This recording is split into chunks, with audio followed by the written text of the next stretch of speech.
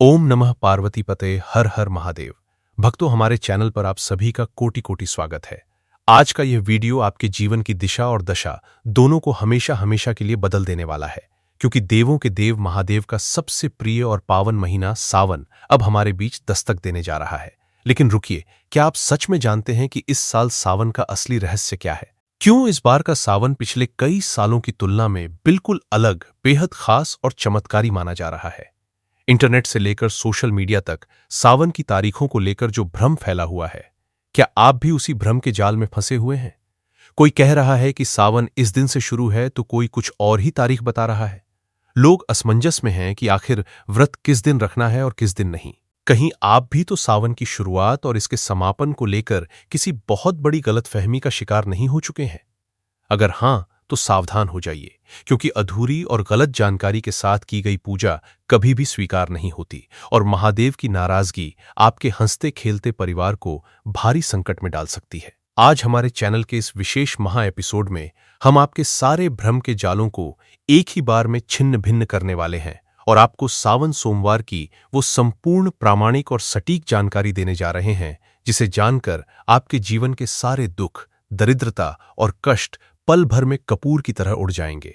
हम आपको बताएंगे कि इस बार सावन में कौन सी वह एक गुप्त और चमत्कारी चीज है जिसे अगर आपने चुपके से खा लिया तो आपकी 7 पीढ़ियां राज करेंगी, और शिवलिंग पर ऐसी कौन सी एक वर्जित चीज है जिसे भूलकर भी चढ़ाने से साक्षात महादेव अत्यंत क्रोधित हो जाते हैं और पूरा परिवार कंगाल हो जाता है। लोग अक्सर सावन में बड़ी बड़ी गलतियां कर बैठते हैं। उन्हें पता ही नहीं होता कि सावन का व्रत कैसे नहीं रखना चाहिए, क्या खाना चाहिए, क्या नहीं खाना चाहिए, और किन चीजों का महादान इस महीने में आपकी सोई हुई किस्मत के बंद तालों को खोल सकता है। इन सभी गढ़ और गुप्त रहस्यों पर से आज हम धीरे धीरे पर्दा उठाएंगे।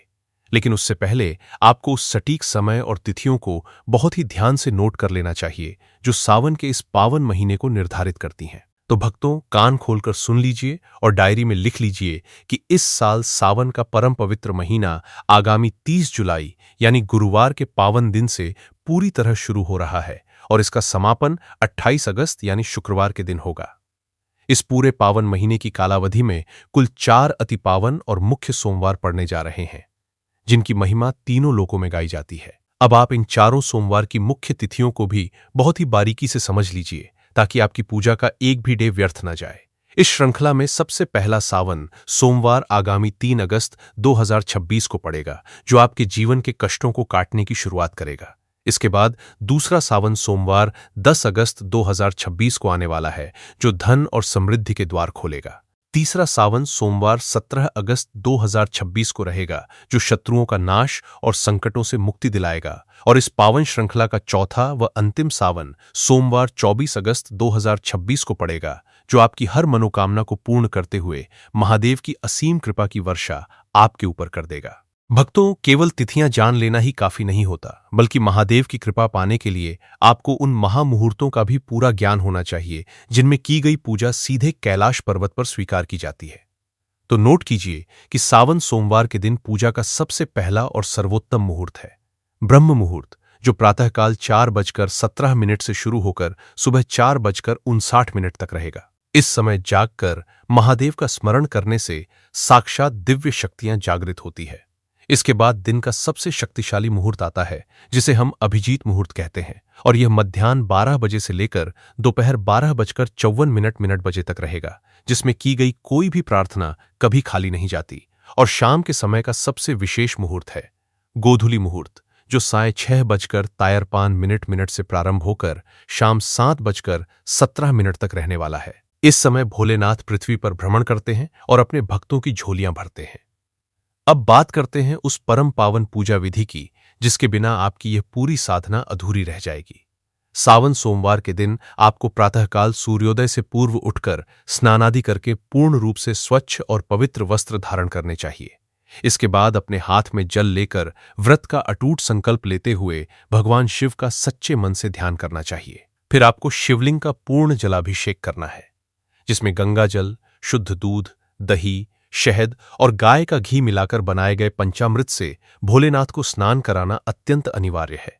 इसके पश्चात महादेव की अति प्रिय सामग्रियां जैसे कि अखंडित बेलपत्र, धतूरा, भांग, सफेद आंकड़े के फूल, चंदन और दिव्य भस्म अत्यंत श्रद्धा भाव से अर्पित करनी चाहिए। पूजा के दौरान निरंतर ते नमः शिवाय महामंत्र का मानसिक या वाचनिक जाप करते रहना चाहिए और सावन सोमवार की पावन व्रत कथा का श्रवण या पाठन अवश्य करना चाहिए तथा अंत में कर्पूर से आरती करके भोलेनाथ को ऋतुफल और सात्विक मिष्ठान का भोग लगाना चाहिए। लेकिन भक्तों, अब आते हैं उस गंभीर विषय पर जहां अक्सर लोग अनजाने में घोर पाप के भागी बन जाते हैं। सावन के महीने में कुछ ऐसी वर्जित चीजें हैं जिन्हें भूलकर भी शिवलिंग पर नहीं चढ़ाना चाहिए, और वह चीज है केतकी का फूल और तुलसी दल। जी हां, भगवान शिव की पूजा में तुलसी और केतकी का प्रयोग पूर्णतः वर्जित माना गया है, और यदि आपने अनजाने में भी इन्हें शिवलिंग पर अर्पित कर दिया तो आपकी पूजा विनाशकारी परिणाम दे सकती है। इसके साथ ही सावन में कुछ गलतियां कभी मत करना, जैसे किसी का अपमान करना, बड़े बुजुर्गों का दिल दुखाना या घर में क्लेश करना, क्योंकि जहां अशांति होती है वहां शिव कभी वास नहीं करते।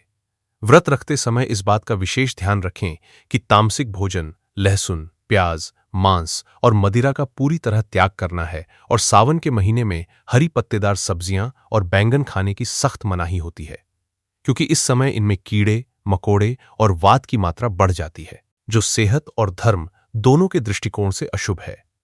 व्रत के दौरान आप सात्विक भोजन, दूध, दही, मखाना, साबूदाना और ताजे फलों का सेवन कर सकते हैं। सावन में दान का भी एक अद्भुत महत्व है। यदि आप इस महीने में काले तिल, वस्त्र, अन्न या फिर तांबे के पात्र का दान किसी जरूरतमंद को करते हैं तो आपके पितृदोष हमेशा के लिए शांत हो जाते हैं। और अंत में वह गुप्त चीज जो आपको सावन में जरूर खानी चाहिए, वह है महादेव का परम पवित्र प्रसाद, यानी कि पंचामृत में मिला हुआ थोड़ा सा गंगा जल और तुलसी का पत्ता, जो सिर्फ ग्रहण करने के लिए होता है, न कि शिवलिंग पर चढ़ाने के लिए। इसे प्रसाद स्वरूप ग्रहण करने से शरीर के समस्त रोग दूर होते हैं और भीतर की नकारात्मक ऊर्जा का समूल नाश होता है। हमारे चैनल के सभी भक्तों से अनुरोध है कि सावन के इस पावन नियमों का पूरी निष्ठा से पालन करें और महादेव की असीम अनुकंपा प्राप्त कर अपने जीवन को धन्य बनाएं। हर हर महादेव। अभी तो आपने सिर्फ सावन की तिथियों और बुनियादी नियमों को जाना है, लेकिन सावन का असली रहस्य, इसके पीछे की पौराणिक कथाएं, वो गुप्त उपाय जो रातों रात कंगाल को भी राजा बना देते हैं, और वो भयंकर भूलें जो अच्छे खासे हंसते खेलते परिवार को पूरी तरह बर्बाद कर देती हैं, उनके बारे में जानना तो अभी बाकी है। लोग अक्सर सोचते हैं कि सिर्फ मंडे को यानी सोमवार को सुबह उठकर जल चढ़ा दिया और पूरा सावन सफल हो गया। पर क्या आप जानते हैं कि यह आपकी सबसे बड़ी भूल हो सकती है, क्योंकि सावन का हर एक दिन, हर एक घड़ी और हर एक सेकंड अपने आप में एक महायोग लेकर आता है। अगर आप सावन के बाकी दिनों में वो गलतियां कर रहे हैं जो शास्त्रों में सख्त वर्जित बताई गई हैं, तो सोमवार के व्रत का भी आपको आधा फल भी नसीब नहीं होगा। इंटरनेट पर लोग आपको तरह तरह के टोटके बताएंगे कि ये चढ़ा दो, हाँ वो चढ़ा दो, लेकिन कोई आपको यह नहीं बताता कि आखिर भगवान शिव किस एक छोटी सी चीज से सबसे ज्यादा रुष्ट होते हैं, और क्यों सावन के महीने में कुछ विशेष जड़ी बूटियों या खाद्य पदार्थों का सेवन आपके भाग्य को पूरी तरह से अंधकार में धकेल देता है। आज हम इसी रहस्यमयी गहराई में उतरने वाले हैं और आपको बताने वाले हैं कि आखिर वह कौन सी ऐसी विशेष और गुप्त साधना है जिसे अगर आपने 30 जुलाई से लेकर 28 अगस्त के बीच किसी भी दिन चुपके से कर लिया तो आपके घर में कभी भी धन धान्य की कमी नहीं होगी। कई लोग हमसे पूछते हैं कि गुरुजी, हम सालों से सावन का सोमवार व्रत कर रहे हैं, पूरी श्रद्धा से जल चढ़ाते हैं, बेलपत्र भी लाते हैं, फिर भी हमारे जीवन के कष्ट क्यों नहीं कट रहे? हमारे सिर से कर्ज का बोझ क्यों नहीं उतर रहा? हमारे बच्चों की तरक्की क्यों रुकी हुई है? तो भक्तों, आज कान खोलकर सुन लीजिए कि आपकी पूजा में कहीं ना कहीं वह बारीक कमियां रह जा रही हैं जो आपकी पूरी मेहनत पर पानी फेर देती हैं। जैसे कि शिवलिंग पर जल चढ़ाने का एक खास नियम और दिशा होती है। अगर आप गलत दिशा में मुंह करके शिवलिंग पर जल अर्पित कर रहे हैं तो वह जल महादेव तक पहुंचता ही नहीं, बल्कि वो निष्फल हो जाता है। हमेशा याद रखिए कि शिवलिंग पर जल चढ़ाते समय आपका मुख कभी भी पूर्व या उत्तर पूर्व दिशा में नहीं होना चाहिए, बल्कि आपका मुख दक्षिण दिशा की तरफ होना चाहिए, ताकि जल उत्तर दिशा की ओर बहे, जिसे साक्षात माता पार्वती का हस्तकमल यानी अर्घा कहा जाता है। अगर आप इस नियम को छोड़कर किसी भी तरह से जल चढ़ा देते हैं तो आपकी पूजा अधूरी मानी जाती है। इसके अलावा सावन के पूरे महीने में पुरुषों और महिलाओं दोनों के लिए कुछ बेहद कड़े नियमों का विधान है। जैसे कि सावन के दौरान अपने शरीर पर तेल लगाना वर्जित माना गया है, क्योंकि तेल को तामसिक और अशुद्धता का प्रतीक माना जाता है। खासकर सावन सोमवार के व्रत के दिन तो शरीर पर तेल की एक बूंद भी नहीं लगानी चाहिए। साथ ही इस पावन महीने में कांसे के बर्तनों का उपयोग भोजन या पानी के लिए बिल्कुल नहीं करना चाहिए। यदि आप ऐसा करते हैं तो आपकी पूजा का पुण्य फल क्षीण हो जाता है। लोग अक्सर पूछते हैं कि सावन में क्या खाना चाहिए और क्या नहीं खाना चाहिए। तो भक्तों, आयुर्वेद और शिव पुराण दोनों में यह साफ साफ कहा गया है कि सावन के महीने में दूध का सेवन सीधे तौर पर करने से बचना चाहिए। अब आप कहेंगे कि गुरुजी, सावन में तो शिवजी को दूध चढ़ाया जाता है, फिर हमें दूध पीने से क्यों मना किया जा रहा है? यही तो सबसे बड़ा रहस्य है भक्तों। सावन के महीने में वर्षा ऋतु के कारण गाय और भैंस जो घास चरती हैं, उसमें कई तरह के छोटे मोटे कीट और वात बढ़ाने वाले तत्व होते हैं, जिससे वह दूध इंसानी शरीर के लिए जहर के समान काम करने लगता है। इसीलिए वैज्ञानिक और धार्मिक दोनों दृष्टिकोण से सावन में कच्चे दूध का सेवन वर्जित है। हाँ, यदि आप सोमवार का व्रत रख रहे हैं और आपको ऊर्जा की आवश्यकता है तो आप दूध को अच्छी तरह उबालकर उसमें थोड़ा सा अदरक या मखाना मिलाकर ले सकते हैं। लेकिन सीधा कच्चा दूध पीना या अत्यधिक मात्रा में डेयरी प्रोडक्ट्स का इस्तेमाल करना आपके स्वास्थ्य और व्रत दोनों को खंडित कर सकता है। इसके बजाय आपको सावन में फलाहार के रूप में सेब, अनार, केला और साबूदाना की सात्विक खिचड़ी का सेवन करना चाहिए, जिसमें केवल सेंधा नमक का ही उपयोग किया गया हो। साधारण सफेद नमक का इस्तेमाल व्रत में भूलकर भी मत कीजिएगा, क्योंकि वह समुद्र के पानी से बनता है और उसमें कई तरह की अशुद्धियां शामिल हो सकती हैं। अब आइए बात करते हैं उस महादान की जो आपके 7 जन्मों के पापों को नष्ट कर सकता है। सावन के महीने में अगर आप किसी गरीब या जरूरतमंद व्यक्ति को काले कंबल या ऊनी वस्त्रों का दान करते हैं तो इससे राहु, केतु और शनि के जितने भी क्रूर दोष आपकी कुंडली में चल रहे होते हैं वह सब शांत हो जाते हैं और महादेव के साथ साथ शनिदेव की भी असीम कृपा आपको प्राप्त होती है। इसके साथ ही सावन के किसी भी दिन, विशेषकर सोमवार को, किसी भूखी गाय को हरी घास खिलाना या किसी बैल को चारा देना साक्षात नंदी महाराज की सेवा करने के बराबर माना जाता है, जिससे आपके अटके हुए सारे सरकारी काम और व्यापार की मंदी तुरंत दूर हो जाती है। भक्तों, अब उस गुप्त चीज के बारे में भी जान लीजिए जिसके बिना सावन की पूजा अधूरी है। सावन के महीने में हर दिन पूजा के बाद थोड़ा सा शहद और शुद्ध देसी घी मिलाकर उसका एक छोटा सा अंश अपने मुख में डालना चाहिए। इसे शास्त्रों में आयुर्वक माना गया है, जो शरीर की इम्यूनिटी को बढ़ाता है और महादेव के आशीर्वाद स्वरूप आपको दीर्घायु और निरोगी काया प्रदान करता है। शिवलिंग पर चढ़ाते समय एक और बात का विशेष ध्यान रखें कि कभी भी शंख से महादेव का अभिषेक नहीं करना चाहिए, क्योंकि शंखचूर्ण नाम के असुर का वध भगवान शिव ने किया था। इसलिए शंख का स्पर्श शिवलिंग से होना घोर अशुभ माना जाता है। साथ ही सिंदूर या कुमकुम, जो सुहाग का प्रतीक है, उन्हें भी शिवलिंग पर नहीं चढ़ाया जाता, क्योंकि महादेव वैरागी हैं और उन पर केवल भस्म, चंदन और त्रिपुंड ही शोभा पाता है। इन सभी छोटी छोटी पर बेहद महत्वपूर्ण बातों का ध्यान रखकर अगर आप इस साल 30 जुलाई से 28 अगस्त के बीच महादेव की शरण में जाते हैं तो हमारा चैनल आपको ये विश्वास दिलाता है कि आपके जीवन का कायाकल्प होना निश्चित है। इसलिए पूरे सावन महीने में अपने मन में केवल और केवल त नमः शिवाय की गूंज बनाए रखें, किसी की बुराई न करें, झूठ न बोलें और पूरी पवित्रता के साथ शिव भक्ति के सागर में गोते लगाएं। भोलेनाथ आपकी हर झोली खुशियों से भर देंगे। हर हर महादेव। भक्तों, हमारे चैनल के इस परम कल्याणकारी महा एपिसोड के अगले अत्यंत गोपनीय और महत्वपूर्ण भाग में आप सभी शिव भक्तों का एक बार फिर से सहर्ष स्वागत है। अभी तक आपने सावन मास की तिथियों, शुभ मुहूर्तों, पूजा की सही दिशा और खान पान के कुछ साधारण नियमों को जाना, लेकिन क्या आप जानते हैं कि सावन का यह पावन महीना केवल उपवास रखने या जल चढ़ाने मात्र का नाम नहीं है, बल्कि यह ब्रह्मांड की उस परम ऊर्जा से जुड़ने का सबसे बड़ा महापर्व है जिसे स्वयं महाकाल संचालित करते हैं।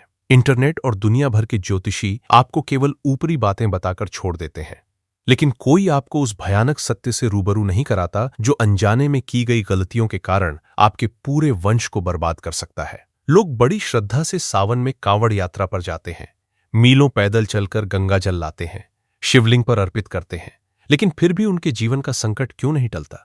क्यों उनके घर की बीमारियां पीछा नहीं छोड़ती? क्यों व्यापार में दिन रात घाटा होता रहता है? आज हमारे चैनल इस कड़वे सच से पर्दा उठाने जा रहा है। ध्यान से सुनिए।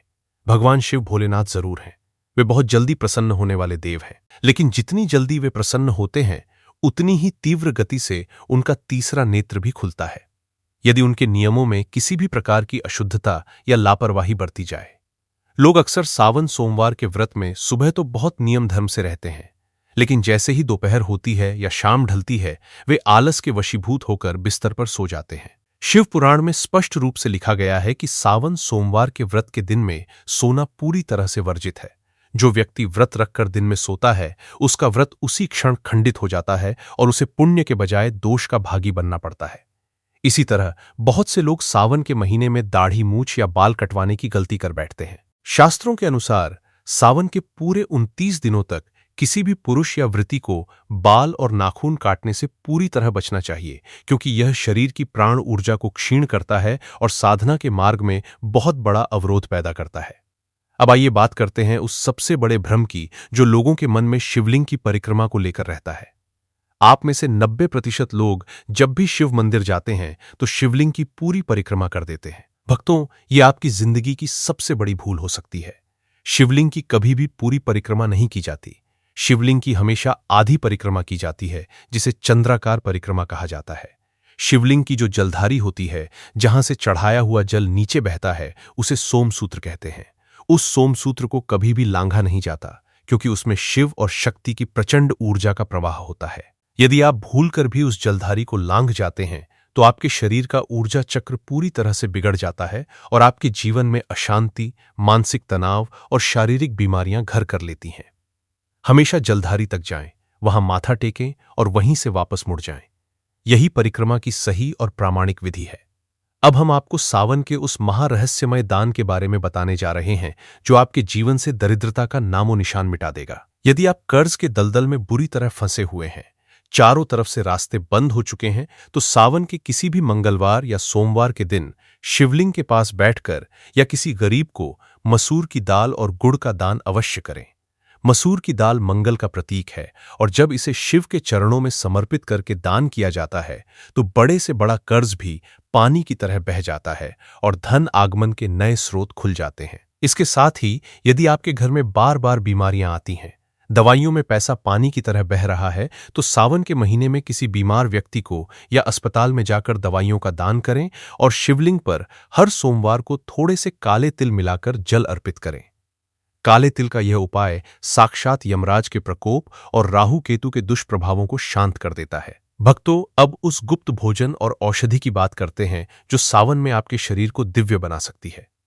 सावन के महीने में हर दिन सुबह खाली पेट बेलपत्र के 3 पत्तों को चबाकर खाने से या उसका रस पीने से शरीर के समस्त असाध्य रोग दूर होते हैं।